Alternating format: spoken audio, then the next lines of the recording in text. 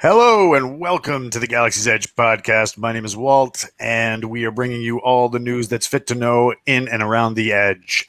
Tonight, I am joined by a very vigorous, lively panel of people who are going to spew their Galaxy's Edge knowledge all over you. Starting from my right and working clockwise, we have Dark Ops 0117 Daniel, also known as Swordfish. What's up? What's up? What's up? Got that new microphone sounding like Barry White over there. Can you sing us a couple bars?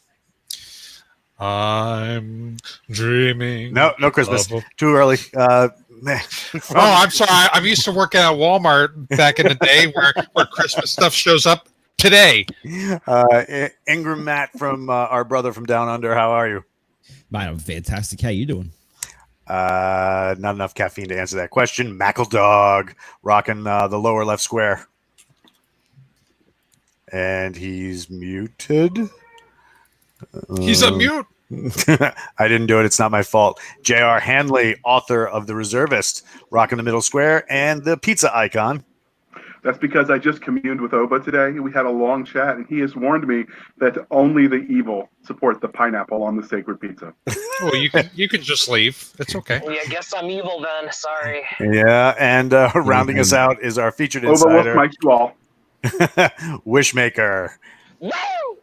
Pleasure to be on, guys. We really appreciate you coming on. Yes, English is my third language. We're going to get right into our Discord moderators who manage the Galaxy's Edge Discord. Can you give us that link for people who want to find the Discord, and then tell us what's been going on? Discord GG/Galaxy's Edge-US or Galaxy's Edge. And yeah, Matt, could you paste that for him so he could post it for us? But yeah. Give me 1 second. I'll put it into the YouTube. See, it is public. So, yeah, a lot of stuff been going on. There's been talk in the mess hall and in the workout bay. There's been people that have been showing their pics of gains and stuff like that. And we got one person that's gonna go do a looks like a ruck up a hill and get some sweat going, you know. But yeah, mess hall always good going. And I want to say it was this Sunday that we surpassed 500 members in the Discord. Impressive. Yeah. On top of that, we had a giveaway for Legionnaire Day. That would be June 12th for those that do not understand the importance of June 12th. That's when Galaxy's Edge Legionnaire dropped. And what was that? Warden. He actually ran a giveaway for us. And first place, Knox won. And then he got, what was it, 3 Audible books, one of them being Lone Operator. Cozy ended up getting a $25 Steam card, and Wason got a ebook for third place. So yeah. And then Matt, anything else you want to add? Yes. The other channel too, which has actually been getting quite a lot of traction, has been the research and development channel. For those of you in the fan group, you will know that a certain member who we'll just call Zol or XOL, however you want to pronounce it, has posted possibly the greatest thing I've ever seen in R&D, a full replica wearable 3D printable helmet, a Leej bucket. And that thing is just insane. I have one currently under construction because of that. And the best part is he's charging nothing for it, and he's put it out there for free because he's a top lad. He's an absolute top lad. So have a look at the fan group. He's put the files in there too, but even the Discord, in the literature, art, and channels category, comes straight on in to the research and development channel, and you will find everything. Not just him, but there's quite a lot of people doing other stuff too in there, like they're not just printing the helmets and the armor, but they're also printing rifles as well, little bits. You'll see miniatures as well, so you'll see everything in there. So yeah, he's also made an STL for the N4 blaster rifle. and he is modifying that slightly for the NM4 blaster rifle, which just includes a bayonet lug because ceremonies and stuff. He's going to make me one. I'm gonna buy one from him with a bayonet, so I can display it on my wall. Right on. What kind of? So he's gonna actually craft you one. Is he just gonna charge you the materials and ship that out? Yeah, I'll probably Sorry, throw. guys, He my didn't headphones ask for anything broke. other than materials, but I'm gonna probably throw something at him first time too. Right on. You sounded like a Cylon. You know that, right? It's intentional. It wasn't intentional. Oh my goodness. All right, so we're going to move right on to our featured insider, which today is Wishmaker. Sir, the spotlight is yours. Who are you and what's on your wanted poster? Stream audio will connect back to my headphones. Oh no. That's an interesting wanted poster. Yeah, no doubt. Uh-oh. He's having technical difficulties, apparently. All right. We will go right into the Spiral News so that Wishmaker can get his wish and hopefully spew all over us. Don't get weird. Hey, don't use my sayings against me. Because You should fix the URL, by the way. Why? What's wrong with the URL? Check the private chat. Needs to have a dash between galaxies. I just Edge. copied and paste, bro. Hey, Matt messed up. I put a question mark in there. It's like ambiguous. Can't blame me when you make it ambiguous. Come on, when you live on upside down, the blood rushes to your head. It's not his fault. It's true. You can't blame him. Mate, I'm so embarrassed. I'm just gonna fade out. Okay. Now watch. He's gonna fade back in with that weird picture of my head in the background. That was that hurt my soul for a minute. So Wishmaker, are you there? Can you hear us? Bye. Spiral News. Forget nothing. Scared him away, Ozzy. Well, I don't think it was the Aussie. It was probably your whole pineapple on pizza thing. Oh my goodness! It's heresy. Boys. Pineapple pizza is completely disgusting, and it should be considered a crime against humanity. All right, everybody, Agreed. make sure you attention. Present arms. There he is, Nick Cole, joining us. I'm here. What's going on? Not much. I heard Adam was going to be here, so I thought I'd show up, and then And then Adam, you listen to my cat? Yeah. Adam apparently had a big storm up his way, and he wasn't able to make it. he would have been great. Hopefully, he'll come back, right? Yeah, well, he's going to try again next week. Oh, okay, cool. What are we talking about? Right Snipers. now, well, in a little bit, we're going to be talking about snipers, but we were just about to drop the whole Forget Nothing thing that just dropped on Audible, and then obviously you guys just pushed out the Dead Tree version. Yes. So we were going to talk about a little bit about that, but also next week we also have Doc Spears coming on. Although I need to talk to Doc and find out why he's going to be on the Keystroke Medium before he's going to be on the Galaxy's Edge Insiders. So I don't know. That's they jumped in there, but you're the same. You're part of the same community. So it's true, but I don't know. I might have to do some like sneak and silent, quick and quiet, and sabotage some stuff. So what's been going on with you, sir? well, we played games today. That was fun. Right on with James Ward. Yeah, with James Ward and JR and you and Clipper. What's Clipper's real name? We try not to give those out on the air unless they absolutely give us permission. Yeah, that's right. Okay. Hence the cool call signs and stuff. Except for Dark Ops Daniel, which is not really much of a call sign. And just writing more. We're getting ready to bring Forgotten Ruin out to the insiders, so we're really excited about that. We think you guys are going to really dig it. Obviously, the world's going crazy. So I got my M1 all sighted up with my new T1, and I'm very excited about that. I didn't blow it. I didn't break it. It's bore-sighted. Now I got to go out and range-sight it. Nice. I got to do the same with that one. Yeah, the what do you call it? Both those rifles are just exquisite pieces of machinery. Yeah. Have you tried butt stroking anything yet with the back end of that SOCOM? Nicole asked me to show her how to butt stroke people, and at first I got what? No, so I showed her a few moves, and she's like, "Wow, that could really hurt somebody." I'm like, "Yep, that's the intention to cave in a skull or to cave in the back of a head or something like that." But as I told her, like, if you're down to butt stroking people, you're screwed.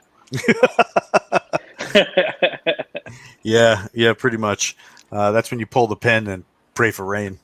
Yeah, exactly. So what was it like working with Doc Spears? For the process, it was his first novel, and again, he comes from the SF community. He's a highly intelligent person. He has a very highly intelligent real life job. He's just he's that kind of personality. So I work. I don't even work, but people know that I like to give out writing advice and help and encourage writers and teach them how to do it. And about 99% of the time, no one takes your advice. And I call that build for advice, not given. And you'll tell me, you know what you should do? You should really get 3 novels ready to go. And then you release them, bang, bang, bang. And then they'll write 1 novel and they're like, but I really want to put it out right now. And then they'll put it out and it'll go nowhere. And then they'll come crying to me like, why didn't my career work out? I'm like, oh, remember that part where I told you to write 3 novels? You should do that. So that's average person. And when we talk about people in the special forces community or special operators or whatever, they actually really are above average people in a lot of respects. And so John just went ahead and wrote 5 books before we even published. Yeah, it's like, I got 5 done. And I was like, wow, like he would call me and I'd be like, because here's what happened. John and I went out to, John comes and visits me in Orange County, and we go out to dinner and we have a good time. Like he'll stay for 4 or 5 days and we'll run around and we'll go see groundling shows and eat a bunch of food and do stuff. And he'll teach me how to, he's my gun sensei. And so we'll have a good time. And so one night we went to dinner at a really expensive place in LA, and I had to stop and give a talk and about publishing to like a writers group. And so John was sitting in the talk, and we go to dinner and he's kind of like really quiet. And I'm like, is everything okay? And he had food poisoning really bad from another dinner that we went to. No. So he sits there at this really expensive dinner. And like, if I had food poisoning, again, I'm an average person, I would be like, I need an Uber. I'm going home. I'm done. John literally sits through the whole dinner with like a really bad case of food poisoning. And I'm eating like truffles and like, all this stuff, like stuff that just was so rich, it would make you barf all over the place. And John just holds it together, but he's like looking at me like, there's that meme of that guy who has this face where he's all like that, that was John. John was just like sweating and look at me and he goes, I have an idea. And I'm like, okay, he might die. I better just humor whatever the idea is. And because, he's SF, I'm like, he was like, I know a guy that I need to settle a score with. Let's go panel van him in Van Nuys and do it tonight. And I was like, okay, I'm in. But what it was is he's like, I want to write a Galaxy's Edge novel. And I was all, phew. And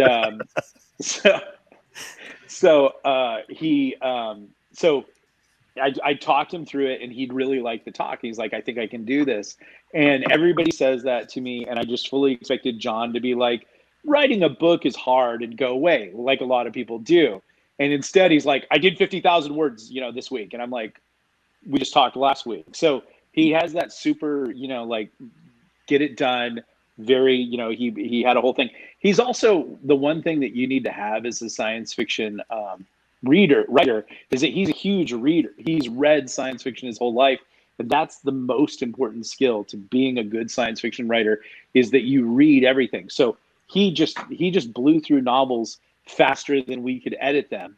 And then there was some coaching and like, then we ended up like, probably 6 months later, we ended up in Monterey and I'd read his book and I'd given him some notes and he gave it back to me.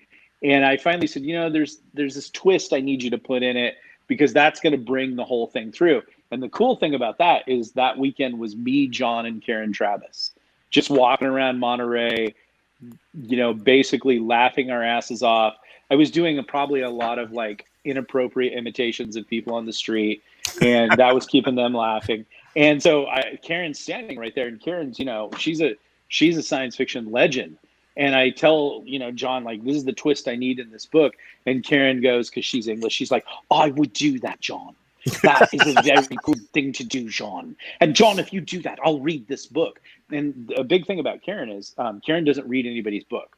She doesn't even read science fiction. She just writes science fiction, and she's so pro-military. She's so pro-squatty, and she knows John's service history and everything like that. So for her to say, I'll read your book and critique it, was just a huge compliment. And so I think that's why Dark Operator, came into focus the way that it did. And it's a great first entry story into this guy's life in the operator community, which, it's Space Marines and science fiction, everything like that. But when you read it, and I know I know some of John's stories from his time in SF and stuff like that. When you read it, I would say to him, like, is this autobiographical? And he'd be like, no. And I'd be like, well, of course you have to say that. But, it just feels very authentic. I like it. Hell yeah! So, did you get to dig into all three of them? Jason has been working on 2 and 3 because I was jamming on Forgotten Ruin, the main parts of that, even though we write everything together. So I know what's going to happen in 2. Everybody in the Insiders saw the cover on 3, so I kind of led the design on cover 1, which I thought was pretty awesome. And then Jason led the cover design on 2 and 3. In 3, the cover for that is so good that I told Jason, we shouldn't let John have this. You and I should keep this for us. And Jason's like, that's not right. You're a deeply flawed individual. And I was all, and? Oh, my goodness. So we did it the Jason way. Well, just wait till Forgotten Ruin comes out, and he's got to do it your way. I know, exactly. Yeah. Orcs versus Rangers. Oh, God, I can't wait. I cannot wait. There you go, Matt. What's that? I just set up something. Don't worry about it. Yeah. You guys are always sending stuff behind my back, and then I see it like 30 minutes later, and I'm like, what the? I mean, I'm just going to say it's Hobbit feet. Yeah, yep. Did Hobbit porn? Hobbit porn. No, that was the game this morning. Did you get did he run by like some of the new races and stuff like that ahead of time, or did that have to go through like a vetting process? John like always ran by the alien race because he would always be like, I say to me, it's like Zorak from Space Ghost, Coast to Coast. And I was all, gay, but John can kill you with everything on the table. So I was like, oh, that sounds great, John. Yeah, I think we should have more Zorak. Oh my God. Like, whenever I invent alien, it's funny. Like, it's interesting what writers do, because what comes out of you when you make the alien race. So Jason definitely made the Coobs. Like he definitely like that was his vision. And they're these kind of cool frog tribal people and anything like that. But whenever you look at alien races that I make, they're really jacked up. So you must be responsible for the G then. I'm responsible for the G. I'm responsible for the Rebosians, which are kind of have like a haven't hit them yet. They're in 2. They're like snake people. They have like they're that, and then I think I have the Tenar was another one, which is basically obscene. So all of my races are a mess. But then John said, I want to invent Zorak, and I'm like, well, that's really stupid. But again, I didn't say anything, and John made it work. But we got to see in Contracts and Terminations 3, we got to see the Tyrannosquid for the first time. Oh, yeah, the Tyrannosquid, because we kept putting that in. Like, I mean, that's in Galactic Outlaws, like just references and hints and everything like that. So it was finally time to just completely rip off Jedi and put the Tyrannosquid in. Yeah. Hell yeah, that was a great scene. But I think my favorite scene out of the Contracts and Terminations is the scene in the beginning of Requiem for Medusa. That sniper scene. Oh my God. I was like, that is the greatest thing ever. You guys read it, right? Daniel's trying not to bust a gut because Matt is sending him crap. Which one was it? Requiem? Requiem for Oh Me. yeah. I love that one. That was great. Yeah, where did the backdrop for that sniper scene come from? You know, I mean, for me, it was a lot of it like Rex is a shooter. I mean, like he's a very front sight forward kind of guy. But the interesting thing I always thought that was interesting about snipers is that, you know, I think a lot of the times when you're introduced into snipers in a sort of media context, they're given like this perfect shooting position. You know, the president's motorcade is down there or whatever, you know, John Malkovich.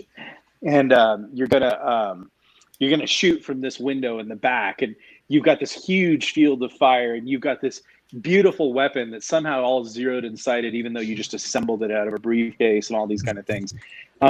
And that's not like, you know, if you've worked with snipers in the field or things like that, it's so often a contortionist thing, and getting into the right, not that I know anything, but getting into the right position. And so when you go and you look at what the SEALs did when they whacked those Somalian pirates, like that's just an impossible shot to make, that kind of shot. And so I just wanted to give Rex, like, what would Rex do? Well, first off, he would change the parameter. He would obscure the battlefield. He would change how he was going to enter the battlefield. And he would make it so that it turned into a shooting gallery instead of, you know, a one-shot thing, because, you know, that's really what snipers do, is take a shot and move, take a shot and move. They used to. They don't that much anymore. So I wanted to make it an odd thing, and popping out of the landing gear of upside down of his ship and just starting to waste people as the ship vented its interstellar gases in that classic Han Solo, you know, freighter hangar thing, was just like, that was the Star Wars I wanted. Definitely understandable. That was dope. There was a lot dope. There was a lot of cool stuff in those scenes that were just when he was shooting and on the run, and just, you know, you could tell there was a lot of research that went into a lot of those sniper bits that were part of that. Especially like the getting in position, as you guys can see from the video right here. This is the United States Army Sniper School, and they're the amount of time they spend on their bellies crawling or getting into position is just absolutely obscene. That's just why they have screwed elbows by the end of it, like just endless leopard crawling. Well, my elbows are. A sniper shot is exactly like a perfect game in baseball. It's the most boring thing you'll ever see. No one gets a hit. You know, like it doesn't go like it's cricket, not. Yeah, a sniper's life is nothing, bang. You know, it's, you know, and so you can't write that in a book, and it's hard to write it's hard to show it in a movie realistically. So, you know, you have to turn it into these exciting things. You know, and every Rex novel is just really like an episode of 24. It's like, you know, put Rex on the run, do as many awful things as you can, give him a high body count, and then make you feel something for robots. Robots are the best. And then later when you're like laying in bed, you're like, why in the fuck did I just cry over a robot? And I'm like, yes, got you. What was the inspiration for the N18? I mean, you guys went with an energy weapon versus like a slug thrower. Is that just because the rest of the Legion kit was energy based? Yeah, I mean, that early on when we were like discussing the universe, we were like, well, because we want to do Star Wars the right way, let's just make everything blasters. But then when you're writing, you know, and if you read the Galactic Outlaws parts, it very much is blaster. Keel and Rex are very much using blasters, or Keel's hand cannon. That's how the Savages entered the canon. But when you get into the military, obviously, you know, you're not going to call it the modern equivalent of your GAT. You're going to refer to it by its military tag, those kind of things. And so I think the N18 is really, I mean, for me, the way that I always envisioned it is it's just the Barrett. It's just the 105. But at times it gets flexible, and it seems to be more of an SDM. So, you know, it's the energy-based weapons were to stay true to Star Wars. the military designations a lot of the times are really surfing in on actual things. So, the N4 is the N4. When we go to Sidon, it's really the M16, the N16. The Savage Wars, it's the N1, it's the M1. I think obviously we've had the N50 in there, but no one carries that around in a tri-barrel formation. But wouldn't that be cool if they did? Oh, yeah. Have a big mech, just strap the thing to it. Butterfly trigger. Though in our game today, we did try to mount deer rifles on JR's arms. That's because Thumper died. A moment of silence, please. And we were going to have sex slaves pull the bolts. So as you can see, that game was really weird. And that, ladies and gentlemen, is how we have Endurians. So, as a quick blunt force segue, Nice. Wishmakers, is your audio working? I think so. Can y'all hear me? I can hear you. I can hear you. Sure can, mate. Yeah, hell yeah. Hello? Oh, well, if you want to pick up the featured insider, by all means. All right, here's your 5 minutes of fame, 15 minutes of fame, depending on how long and how interesting you are. So here we. Going weird. What's going weird? My mute isn't on, is it? No, you're good. Okay. No. You just had gone roboto for a second. That's all. Yeah, it happens every once in a while. Anyways, so, who are you and what's on your wanted poster? Oh, there he goes. That's the second time we went to go try and feature our insider, and the second time he's disappeared.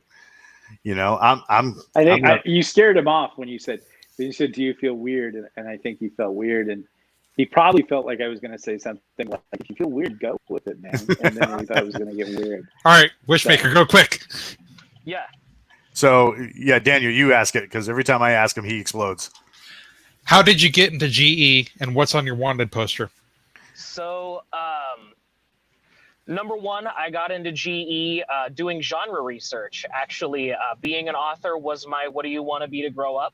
And, I really wanted to get into modern military science fiction because I picked up like David Drake and some of the old stuff. And it's just like it fell flat for me. And I don't know if it was because it was written in an era of very hard sci-fi or if it was because it was written by those who had participated in the Vietnam War and members of the community of people at the time. And that kind of, I'm 23, like that doesn't really resonate with me so well. And then I picked up Legionnaire and I'm like, man, this is Iraq in space. Like I could get behind this. This makes sense to me.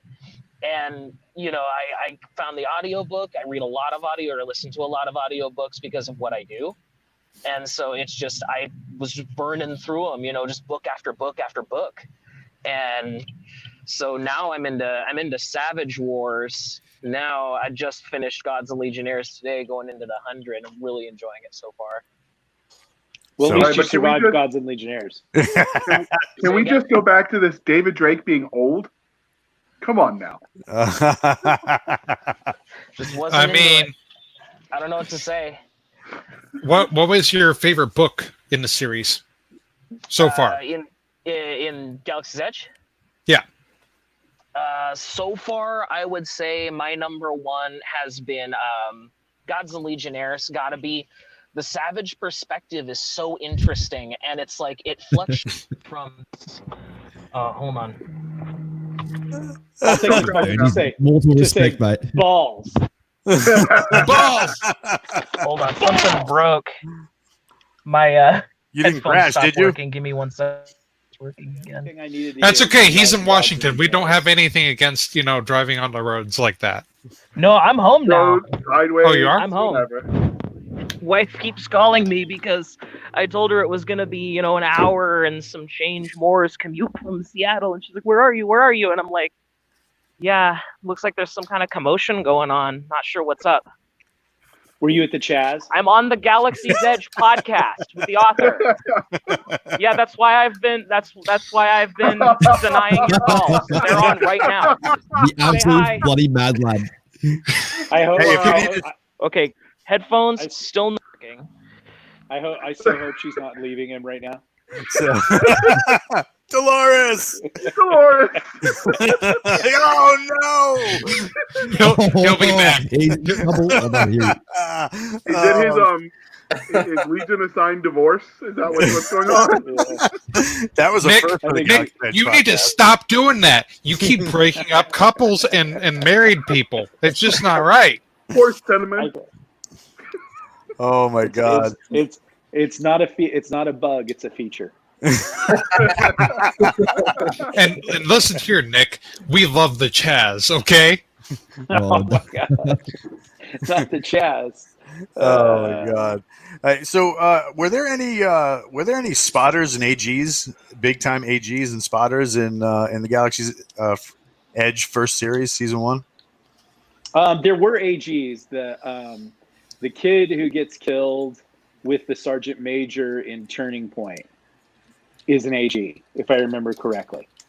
And then he ends up picking up the machine gun, the 249, not machine gun, the 249 at the end, and just gets waxed.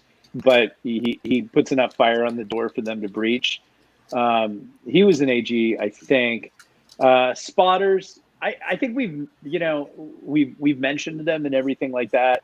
But then someone who was reading Forgotten Ruin corrected me. I think it was you, Walt, and said there are no spotter sniper teams. Everybody's a sniper, and they just switch roles. And so, I don't know if it was me who did that. I might have been too afraid of you. Was it not you? No, it was probably Doc Spears. Hey, Wishmaker, you still happily married? Yeah, we've been together about 6 years, married for the last 2. And All right, divorced Nick, it didn't work this time.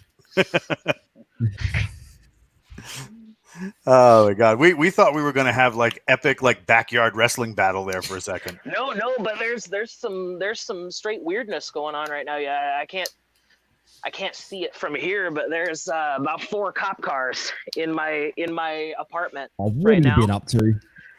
What town I do you don't live know. I've been aware. They found his Z stash. in? What town do you live in? What time? Town. Oh, I live in Lakewood, suburb of Tacoma. So there I you know go. it well. Yeah, we were never allowed to go into Telecom. I mean, I don't know why I'd want to go there. Well, because in the Army at Fort Lewis, before it was Joint Base McCord, that was where all your strip clubs and Camaro dealers and sell your TA-50 stores were. Got it. So that makes sense. they were routinely off limits to the 3rd of the 47th Infantry. Yeah, I can see that. Wishmaker, what do you do if you are willing to share? What do you do in your normal Legionnaire life? Just customer service I do for a living. Then I come home and I hang out with the wife and kid, and I write as much as I can, as much as possible, as much as I can muster. Just squeeze that stone until it's dry. You don't get better unless you do it. And then when I can't muster to do that anymore, I'm also an administrator in a Destiny 2 raiding clan. And so I got all manner of stuff going on. None of it particularly cool. All right. Favorite book and favorite character? What do you mean, in GE or just in Yeah. general?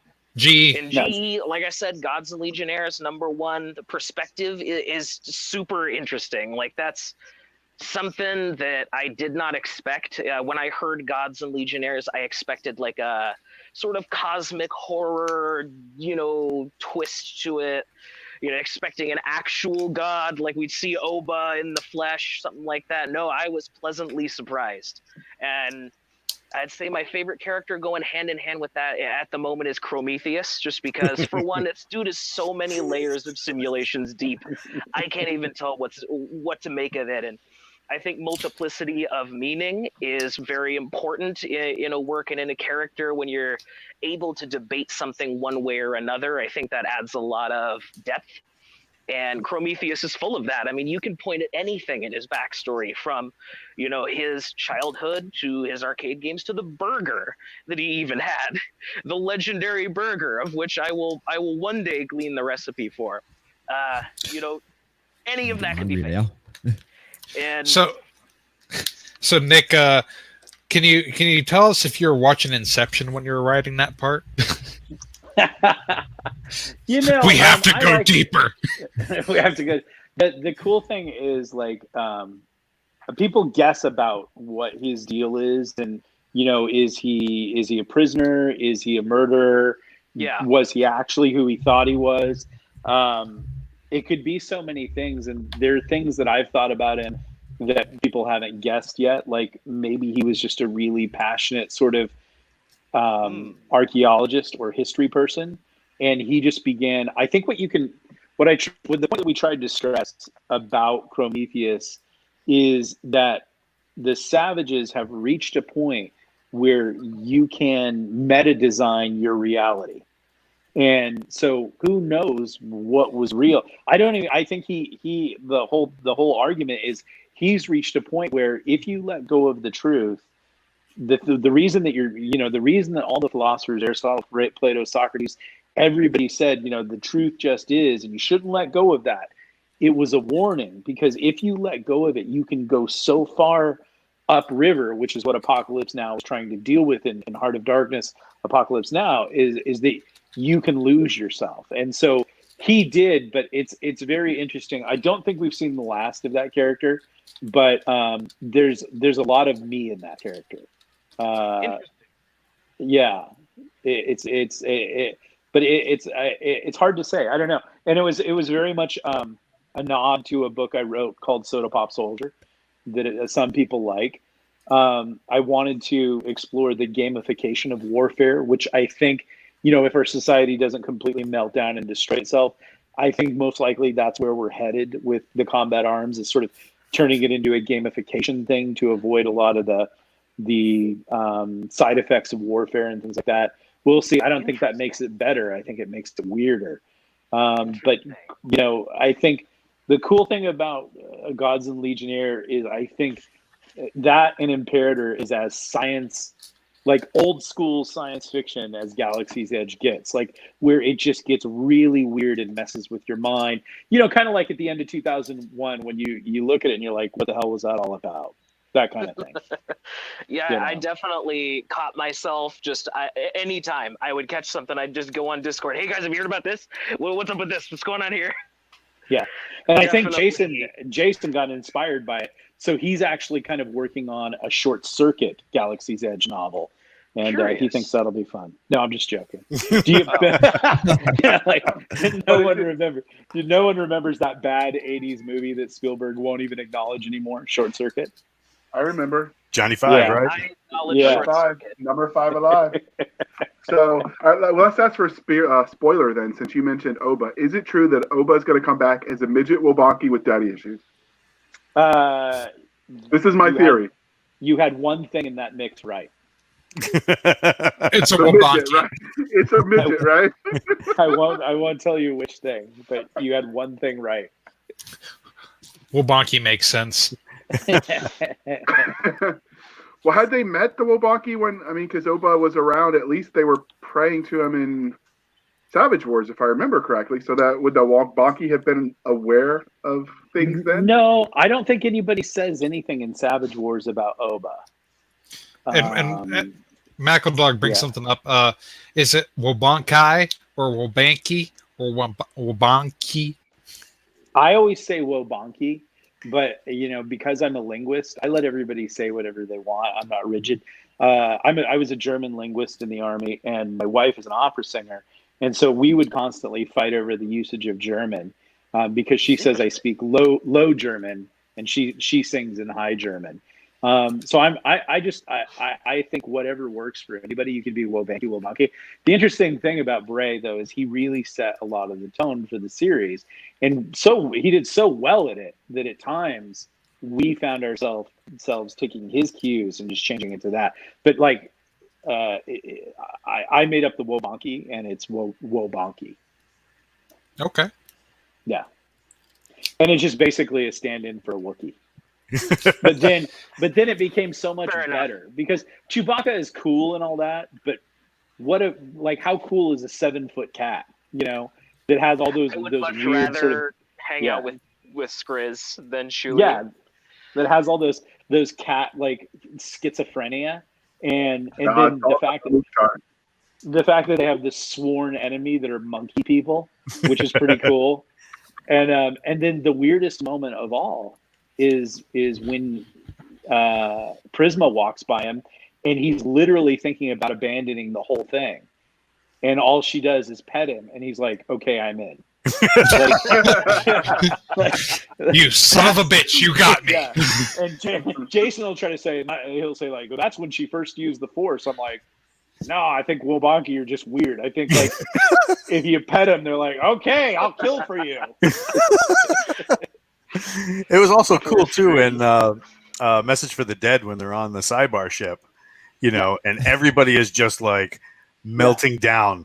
They're on their last charge pack, they're on their last ounce of strength, and he's just been battling the whole time, and he's like, okay, what's next? What's next? He's all high score, and that's the fun. And I think they were very much a nod to was it David Drake who did Man Kazin Wars, or who did that? But they were very much a nod to the Kazinti. Or the Zinti, however you want to say it. But if you've ever read that series, the Zinni were like these like perfect warriors, and they were like 9 foot tall lions, and they could just destroy everything. So now that you've got your chance to be essentially face to face with the late great Nick Cole right here, what do you got any questions for him? Some writing tips. The problem is I don't think that there is a question that I could ask that doesn't sound totally, passe, or it's not, what's your number one writing tip or whatever, I'm sure you get that one. Right naked. Often. Not near a window then. No, near a window. Really, you just move your writing desk out into the lawn, because if you're not brave enough to write naked in front of your entire apartment complex, then you're not a writer, mister. All right, well, I guess I'm taking So you went to the Ben Franklin School of Literature, I see. Exactly. Are you working on what are you working on right now? Short stories or novels or? I just recently completed what I would say is the first novel that I'm actually proud of saying, yes, I wrote this. Okay. It's basically about a guy who just cannot stop screwing over his friends. Okay. At all times. It's weird. If you wouldn't have added the friends part, that'd have been a great novel. There I go. And that's why I haven't published yet. See? Yeah. So it's not science fiction. It's more coming of age. No, this he's let me think about it. How do I say this? He is like the worst aspects of Han Solo and Captain Mal Reynolds rolled up in a Texas accent. That's and cool. You've just described captured every Texan. Yeah. of which I am half. You're half Texan? I'm half Texan, half Oklahoman. Oh wow. Yeah. Oh wow. So you start with chili and then end up with bison in the chili? Exactly. And I mutually, one half of me mutually loves the other, and the other half is the nicest bunch of people in the world. No arguments. Definitely no arguments. You know what, Nick? I think I've thought of my question. So this is one that I could only pitch to you, and that is what made your decision to self-publish Galaxy's Edge versus trying to pitch to an actual publishing house? Money. Money is important. So I don't know if you know my history, but I started writing, and like all of us, I've written my whole life. I think everybody writes a book and works on it. And in 2005, I had a New York literary agent, and he was trying to sell my Hollywood novel, and which I eventually published on my own. That's called Fight the Rooster. But he couldn't sell it. And so then I wrote this post-apocalyptic story. It's a lot like Cormac McCarthy's The Road. And I gave it to that agent, and he said, "This is too much like Cormac McCarthy's The Road. I don't want to represent it." So I saw that in 2011, Kindle was coming online. And I thought, and remember, self-publishing kind of had a really bad rep. So I said, I'm going to put this up on there. And so for 4 months, I sat down and I edited it, and I edited it, and I edited it. And I went through it like 28 times. And every time I missed learning how to spell the word decision. But I finally, and I bought, I did what everybody does at first. I'm like, I'll make my own cover. And then you make it and you're like, this sucks. So then I paid a guy and he made the cover for me. And then I read this blog by J.K. Conrath, Newbie's Guide to Publishing. And I went back and read all his articles for years about how to do it. Because he was kind of the first guy to really jump in and make a lot of money with it. So I wanted to do it the right way. And I did that and I put it up there. And all told, by the time I finished my first novel, because I had to get some rights, because it's basically The Old Man and the Sea set in Fallout, I had to. It cost me about $1,500, and my wife was an opera singer, and I was just an actor making no money. Like I'd get a pizza commercial once a year, or do Secret Service on West Wing. So I had no money. So like that $1,500 was all credit card debt. And she would go like, when are we going to pay this off? And I'm like, don't worry, J.K. Conrath makes $69,000 a month. So I put the book up the first month and 2 people buy copies. And I'm like, oh, it's got to get rolling. And then the next month, like 8 people bought copies. And she says to me like, hey, when are you going to pay off that $1,500? I'm like, it's going to happen. But in the 4th month, it sold 15,000 copies. And that book is called The Old Man in the Wasteland. You can look that up on Audible. You can buy the triumvirate set. It's called The American Wasteland Saga. But the cover for The Old Man in the Wasteland is awesome. Oh, thank you, sir. And so that was that started really rolling. And about that time, mainstream publishing, so we're talking Simon & Schuster, HarperCollins, all those big people, they freaked out because all these indies were doing really well and they were stealing market share. And so they said, we got to get us some indies. And because they're wussies, they wouldn't panel ban. So they had to give us money to come there. And so my agent, who didn't want to represent the book, I said, hey, remember that book you didn't want to represent? I'm getting all these offers on it now. He's like, I want to represent it. So agents are just like bounty hunters. You know, they're villainous scum. So Yep. So yeah, you shouldn't have an agent. You should have nothing to do with an agent. You shouldn't waste your time on agent. They're horrible people, and they'll do nothing for you. I'm not saying that there aren't exceptions, but generally you don't need an agent. And pretty bad people. Yeah, until you become like really huge and you're dealing with a big corporation, and then you really should just hire a lawyer to handle the contracts. But all an agent is doing is literally looking to remore you. And just like literally attach itself to your shark belly and hope that it gets some of your chum. So he goes and brokers that deal. And I end up at HarperCollins for 3 miserable years. I do really well. I get critical acclaim and I get some sales and I get another contract. But it's a miserable, awful experience because Big Pub is Soviet 1987 stupid. It's just like, it's just they're just dumb. They're not reactive. They don't understand the market. They really wish a giant hole would open up in the universe and swallow Amazon, and that shows you how stupid they are. Because Amazon is the battlefield. Amazon is the only game. You either get good at Amazon or you don't sell anywhere else. And their default starting point is, gosh, we wish Amazon would go away. So Big Pub sucks. You shouldn't have anything to do with them. What you should do is you should get good at indie publishing. There are lots of people that teach you how to do it. You can go over to J.K. Conrath's blog. You can learn from people. Sometimes I say interesting things. And you should put your books up on Amazon yourself. And there's a whole science to that. And there's tricks and tips. But the main thing is it's a meritocracy. In that when you put your book up on Amazon, find people like everybody, the real heroes of GE, who are the readers, they find it and they're like, I identify with this. This is space Afghanistan. This is space Iraq. This is exactly what I want to read. This is cool. And that's how cool Amazon is because it has so many categories. There's a lady who writes erotic Bigfoot porn on Amazon and she makes a lot of money. She makes a lot of money because there's a lot of people out there who are like, oh my, I have to read about Bigfoot's erotic encounters. And so it's a book written about Walt. Yeah. And so, but why that's important is there's something for everybody on Amazon. At Big Pub, used to, there were gatekeepers and tastemakers who picked the right curated fiction.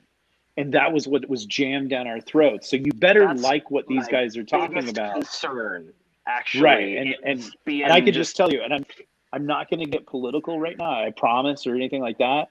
But I can kind of see that you're a young white male, right? Yeah, I'd say so. Okay, you're not getting published at Big Pub ever. It's not going to happen. Ouch. Just it's the culture right now, and that maybe let me throw this flag down. That's not a bad thing. Maybe other people should get to have a chance or whatever. I don't think that's fair. I don't think that's fair. I think it should be a meritocracy. Maybe it hasn't always been a meritocracy. I'm willing to let everybody do their thing, and let's see if that works. But what I love about Amazon is it's pure meritocracy. Your book goes into the system, and it's absolutely Thunderdome. Meaning everybody in this that's hearing this, if you come up with a 5-line elevator pitch, you tell us about the book in 5 exciting sentences, and you have a bitchin' cover, like Dark Operator or like Gods and Legionnaires, and the person reads and they're like, oh man, that's a badass cover. Oh man, that's a badass description. Oh man, I can look inside and I can read the first paragraph. Oh yeah, this is my jam.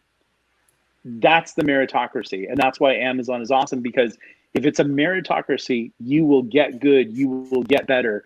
That's the real world. If it's just the tastemakers kind of picking like, well, I really feel that, women have been underrepresented, and I really want to use my platform at this publishing place to put them forward. You're not choosing story first. You're choosing identity. And so I don't think that's a good way to go. I'm not saying it's not fair or valid or anything like that, but I'm somebody, and I think most readers, most readers don't. Here's the reality. What you learn from audiobooks is R.C. Bray is the star, not Jason and I. Writers are fading to the back. Who cares what Jason and I are? Like the fact that Jason is a transgender Eskimo, no one cares. No, but identity has nothing to do. You don't read that book and go, oh, I really love the fact that Nick Cole, white guy in Southern California, read this book. You're reading about Keel. You're reading about Skriz. You're reading those things. And so that's the most important thing in publishing, is just entertaining people who, like you, just had a hard day at work, and your commute home, getting to listen to that book was your joy. You didn't care who wrote it. What we're being told right now is that you have to care about who wrote it. Not putting that down or disparaging it, but I will plant this flag. I don't think that's the way to go. I don't think everybody has a lot of money, and I don't think you should be wasting their money on identity politics when actually all they're saying is, my life is really hard right now and I need to escape. And that's Jason and I's commitment. We just try to entertain the hell out of people. It's working. I can say that pretty confidently. It's working. I used to be, I'm still into Stephen King's my number one. If I've got anybody on my bookshelf, it's my boy Steve. But I started reading Black House right around the same time I got into Galaxy's Edge, and I went through the entirety of Galaxy's Edge Season 1, Savage Wars 1 and 2. And I'm only halfway through Black House. Yeah. So there you go. Yeah, no. That's the cool thing. Whether it's Jason and I, or Craig Allenson, or Jonathan Yanez, or Richard Fox, or whatever. The cool thing about indies that we do is we become service providers. We want to keep. If you want to show up, we want you to have product. We don't want to do you have to wait. The truth of it is. When The Old Man in the Wasteland was published, George R.R. Martin published his last book. And I've published 20 books since then. And he's published no books. So that's not writing. That's not being a writer. A writer writes every day. Poor guy, he can't even get to his computer anymore over all of his piles of money. So I don't know when he's going to get on that one. But then you're not doing it for the right reasons, because it's not about the money. I always joke when people say, well, why do you write? I go, it's just a desperate bid to avoid actual work. And that's the truth, because I've done hard work. I was in the military. I did do construction. I did do every shit job as an actor. And sitting here making stuff up is a really great job. But the contract is, I don't ever for a second think that I can take 6 months off from the GE crowd or 2 years and then just demand that you show back up. No, my job is to literally be like a hooker and stick my, wares out there and be like, have you seen this new cover, big boy? Don't you want to come back? Hey, Nick, can you show a little foot for Matt? Show a little What? foot. There you go. Yeah. Hey, we had a question come up from YouTube. Is it easier to write with another author or on your own? I think it's hard to write with another author, but I think it's really easy to write with Jason. And I don't think I'd ever write with another author. Jason and I have like a really, thanks to God, great relationship. We're very much, we have the same sort of philosophies, the same desire to not be poor, the same ethics and stuff like that. So, and neither of us have ego. Like, we're very zero ego people. And it's not to say that we don't or whatever, but we're aware of it. And so we constantly try to amputate it. I've seen other partnerships just disintegrate for every possible reason. I would really say, no, you generally should not write with another person. You should just write yourself. It's much easier, unless you're willing to just like, I don't know. I think Jason and I's relationship is actually, it's like Tom Cruise. Jason and I are like Tom Cruise. I said it here first. But when you're in Hollywood, everybody thinks, oh, I'll just be like Tom Cruise and I'll have that kind of career. No, Tom Cruise has the sell your soul to the devil career. That career doesn't exist. You don't start in 1981 and go all the way to now and be a huge box office success. Think of all the other actors that never happened to. Tom Cruise is statistically irreproducible.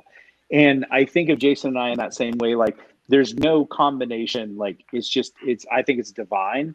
And it's just a gift, and it works for Jason. Not to say that Jason and I haven't had fights or problems or whatever, but we stay in there because we know why we do it, and we have problem-solving strategies to deal with it, and we have mutual goals and mutual philosophy, and that's so hard to acquire in another person. Unless you cloned yourself. But then how bad would you feel if you cloned yourself, wrote a novel with yourself, and ended up suing yourself? Yeah, and I was going to bring that up.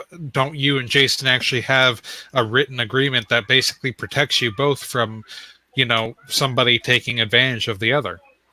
Yeah, Jason and I have that, and we have arbitration. We really hammered it all out in at the beginning of how we would deal with every problem, and we've never not failed to deal with those problems.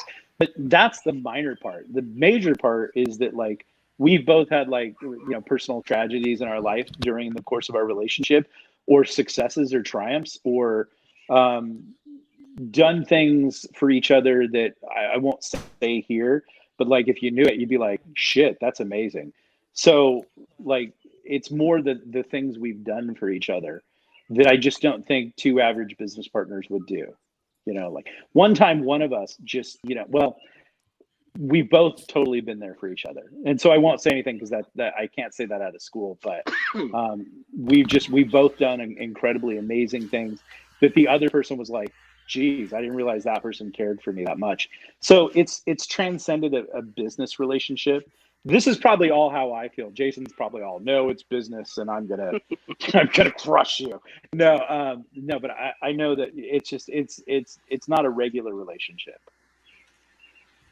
Yeah. Can I ask a corollary to that question, Nick? Sure. So I am currently working with a couple other authors on 2 collaborative projects at the same time, and it is a living hell. I get out of it. Run. We're not going to publish these or anything. This is just for fun, just for practice, just see how long we can make it go. But sure. How do you guys actually collaborate? Do you guys work together on like the same document? Do you guys like alternate writing different chapters, or is it just kind of all put into a pot set to boil and then stirred every couple of minutes? I won't say too much because I don't want to give away the magic, and that's like a thing that Jason and I have. We never want anybody to figure out who does what. We want it to be like, sometimes we'll give away hints or outright say things, but we don't want people thinking about that when they read it. But I will say this, we talk about everything all the time. Like, we talk pretty much probably every day. And a lot of our conversations are about plot, and we'll go back and like psychoanalyze characters together. And why, like, we had this big, huge conversation about Rex yesterday, and why Rex was a very front sight forward person, and Casper is, like so many people, was very much trying to accomplish his ends by manipulating other people, whereas Rex is someone who thinks, if I do my best job, then that's all I can do for the universe. So like that conversation means nothing. It wasn't part of any plot, but it's just kind of like how we spend our days, and then we'll start talking about plots, and we'll, oh, wouldn't it be cool if we did this in this Holebusters novel we're thinking about writing? Oh yeah. And then like it begins to kind of like coalesce, and we go, okay, there's two narratives in the Hullbuster novel, and then because I know which one I want to write, I will put the poison in front of Jason, hoping that he'll reverse the poison and make me drink it. So I'll put the plot that I think I want to write in front of Jason, hoping that he'll be like, oh no, you write this plot and we'll reverse it, you know, like in Princess Bride. But Jason will invariably be like, okay, I'll take that plot. And I'm like, damn. Interesting. Nice. Yeah. So we're coming to the end of the hour where we have to start plugging in the charge packs to recharge for next time. Nick, did you have some parting thoughts that you wanted to throw out to the people about some things coming up for Galaxy's Edge? Obviously the Forget Nothing full novel drop is coming, or it already dropped, and John's books 1 through 5 are coming. Stay tuned. You're really, really, really going to dig Forgotten Ruin. I think that deal is it's going to come to you guys no matter what. We're actually maybe tweaking it with Audible for a new release format, so we'll see about that, and that's interesting. We did pitch them. You heard it here first. 3 new Savage Wars novels and a standalone Holebusters novel. You just made my day, Nick. That is amazing. Yeah. Which would have been cool if Adam was on here tonight, because he's the character that is based on Colonel Ardswick, Nice. who is the first Marine Hullbuster commander. Interesting. Yeah. That's fantastic. Guys, thanks again for coming out, and thanks really, Nick, for showing up. And Matt's got a Mission 22 update real quick. Oh yeah. So for those wondering why I was a bit zoned out, I've just been reading something, and I've been trying my absolute hardest just to not lose my shit over it, because it's pretty funny.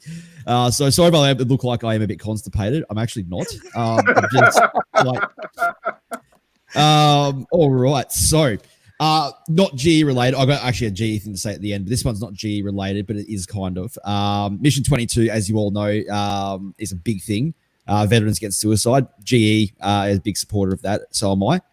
I did a 27-hour straight charity stream on the last weekend, raised with thanks to Dan, and also thanks to a few others with Mackledog as well, who's in the background here. 2,100 total by the time it finished USD we raised. So it's a pretty intense effort. Somebody messed up the whole 2020 I had going, because I added $20 just to put it at $2,020. I end up having somebody actually just do a random donation. I was like, oh, okay, that's very nice. Like that's after legit. It ended. So, but yeah, oh my God, it was a long trip. Essentially what I was doing is I was playing Elite Dangerous, and I flew from Earth, aka Sol, out to Colonia to the center and back again, 67,000 light years. And yeah. Oh no, that's terrible. And there's another one coming too. A 48-hour stream inbound. Oh my God. Which game are you playing? That is yet to be decided, but it is possibly Leisure Suit Larry.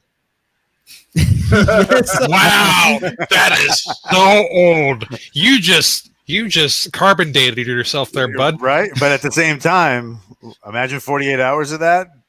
I'm probably going to be 100%ing Pong. Yeah, I could do Pong. Like, I'm going to be probably 100%ing the entirety of Morrowind, maybe. Followed by, with that finishes, backwards to Daggerfall, and then that's if I can do it all in the same stream. And then if not, I may do a little cheeky Stalker 2 show for those who follow the game. Oh wow, right on. It's great that you're doing all this money for charity. It's a good thing. Yeah, I love doing it. That's why you guys are the heroes. Thank you so much. I'm here for everybody, and I'm here to make sure everybody knows the message. So I'm just, you know, I'm a big advocate for this sort of stuff too, and I love streaming in general too. Like, you've seen me, I've been drunk so many times on streaming, shit posted in the GE group non-stop, like, check this out, as Dan will tell you. So Just drink safely. what's the GE question that you had? This is for the insider stuff. I never got the drop that just happened for part 3. Let me just give you my version because I'm not going to use it. I was going to say, give someone send that to me, please. That's the question. Jason, I'll get on him to shoot it to you. Sick as cheers, mate. I believe that's Australian for thank you. No, it's definitely yeah, it's definitely thank you. Awesome. And thanks again for coming out, guys. We'll catch you next time on the Galaxy's Edge podcast. And there's an awkward